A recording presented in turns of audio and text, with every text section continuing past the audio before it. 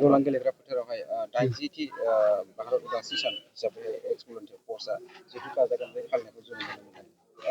फालिनायजों लोगोसे फुंबिलिनि फिरफिला बिरहोनाय आफादनि लोगोसे भारतनि फिरफिला बिरहोनायखौ जों नुनो मोनदों। बे फिरफिला बिरहोनाय हाबाफारिजों लोब्बा लाखिनानै खौरांनि गेजेरजों मा फोरमायनो सानदों? गिबियावनो नोंथांमोननि मिडिया पर्टेल आरो प्रेसखौ आं खावलायनानै लाबाय, बोजबनानै लाबाय आरो नोंथांमोनखौ हामबाय होनदों। दिनै नंगौ बे साना बिराद इम्पर्टेन्ट डे, मानोना दिनैनि जेनाखि 15 आगष्ट, बे 15 आगष्टआ जोङो मिथिगौ भारत उदांस्रि सान। मानोना 1947नि 15 आगष्टआव भारतआ स्वाधीनता जादोंमोन आरो ब्रिटिश रुलनिफ्राय जोङो उदां जादोंमोन। दा जोंहा दिनै क'क्राझार डिस्ट्रिक्ट अल बड' एक्स भलन्टियार फर्स अर्गेनाइजेसन जोंहा दङ।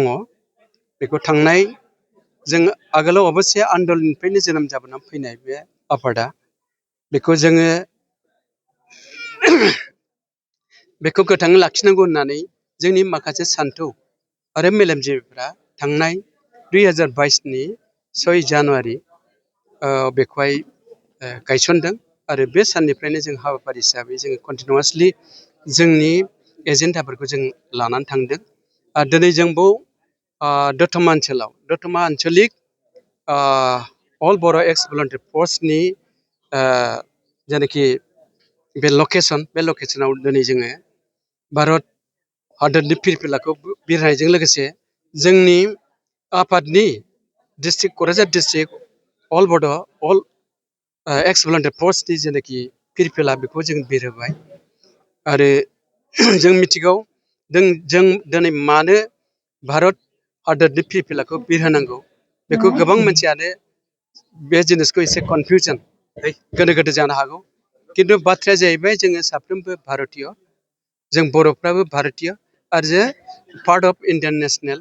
मानोना भारत संबिजिरनि सिङावनो जोंनि मोनथायफ्रा गणतन्त्र जेनाखि डेम'क्रेटिक राइट्स आरो प्रिभिलेजेसफ्रा बोननानै दंजोबो। आरो जों भारतीय हिसाबै जोंहाबो भारतनि फिरफिलाखौ सनमान खालामनांगौ बे दायित्व दङ। मानोना जों भारतनि संबिजित, भारतनि रुल आरो ल'खौ जोंहा फोथायनाय दं।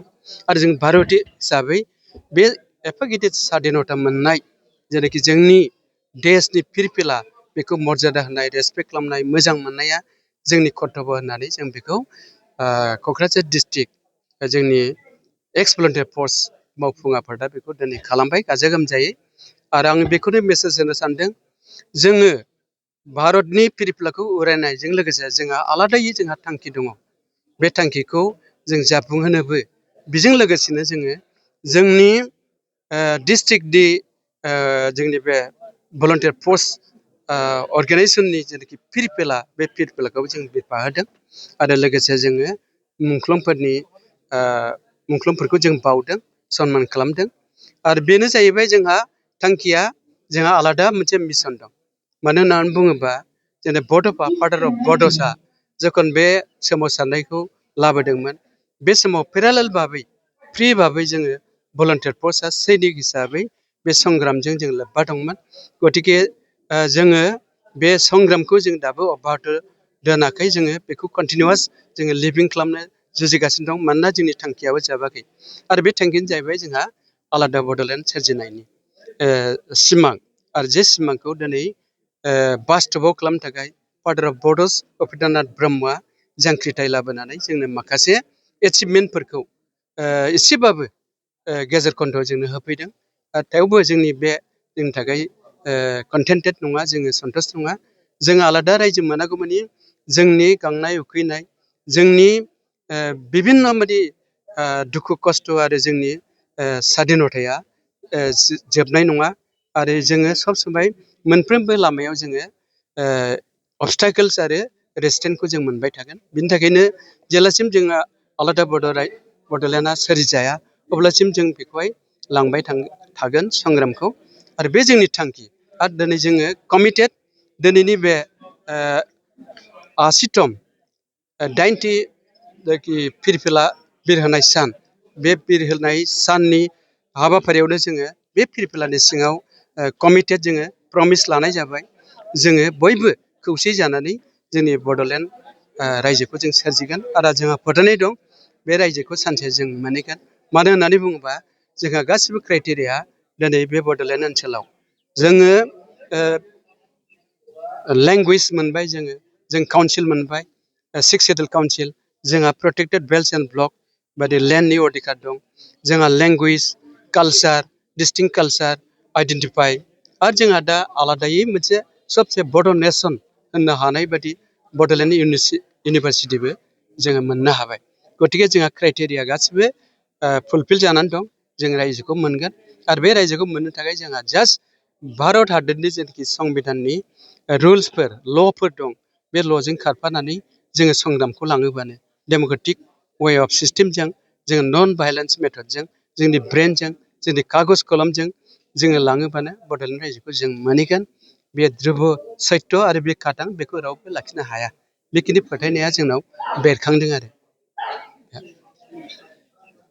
जेरै जोङो नुनो मोनदों जेरै एक्सप'लेन्स कर्सआ बे मोननै सेक्सनावहाय जोङो बेखौ नुनो मोनदों बेनि बेलायाव मा बुंगोन बेखौ एक्सुवेलि जोंनाव जायफोर गिबियाव थानाय जोंनि क'क्राझार डिस्ट्रिक्ट अल बड' भलन्टियार फर्स अर्गेनाइजेसननि गिबि खेबाव जोंहा क'क्राझार डिस्ट्रिक्टआव आलादा आफादगिरि दंमोन दा बे आफादगिरिया थैनायनि परे जोंनाव माखासे जों जेरै दा 2022आव बेखौहाय लिभिं खालामनो थाखाय जे माबाखौ जोङो प्रसेसखौ जों खालामगासिनो दं बेयाव जोंहा गासिबो आनसलिकआ दिनै 18 16थाया एक्टिभ आरो जोंजोंनो दं बाखि जायफोर जोंनि अपोजिट ग्रुपफोर दङ बिथांमोना दिनै बेबादि सापर्टिं लाइन गैया बिसोरहा खुनु आनसलिक एक्टिभ गैया बिसोर कয়েকজন मानसिफ्रा गावसोरनि क्रेडिटखौ माखासे मा होनो बेखौ सेल्फ इन्टारेस्टखौ फुलफिल खालामनो थाखाय बिसोरो बे जिनिसखौ नारा नाथा जुजिगासिनो दं आरो बिसोरो बे रियेलिटि गोनां जेनाखि दानि बर्थमान प्रेजेन्ट क'क्राझार डिस्ट्रिक्ट अल बड' भलन्टियार फर्स अर्गेनाइजेसनखौ बदनाम खालामगासिनो दङ बेखिनिखौ जों नुदों खिन्थु रियेलिटिया जोंजोंनो दं गासिबो प्रुफफोरा जोंनावहाय दङ रेकर्डफ्रा जोंनाव दं सिन्स दा beginning of this Bodoland revolution बे जोंनाव राफोद गासिबो दंजोबो बिनि थाखायनो रियेलिटिया जोंजों दं जायफोर जोंनि उल्थायै जोंखौहाय बदनाम होदों मुं सुदों सोंखारिदों बिथांमोना खिन्थु जों बिथांमोनखौ गाज्रि मोना जोंनो बयखौबो नांगौ खिन्थु बिथांमोना जोंखौ सोंखारिबालाय मा जानो रायजोफोरा जोंजोंनो दं मानो होननानै बुङोबा 16था एक्टिभ आनसलिकफ्रा जोंखौनो फुललि सापर्ट खालामनानै दङ बे हिसाबै बिथांमोननि जेनाखि बर्थमान एकमात्र जोंखौ सोंखारिनाय मुं सुनाय गाज्रि बदनाम खालामनाय बिथांमोना बेखौ खालामगासिनो दं गावसोरनि सार्थ'खौ पुरन खालामनोल' नाथाय जेबो बिथांमोना हायैनाय नङा गारि गुरि बिसोरो जोंजोंनो फैनांगोन आरो जों बयखौबो बोजबनानै जोंनि थांखियाव सहैनायनि जेनाखि जों डिटारमिन दिनै बेखौ जोङो स्पस्ट' फकास खालामबाय आरो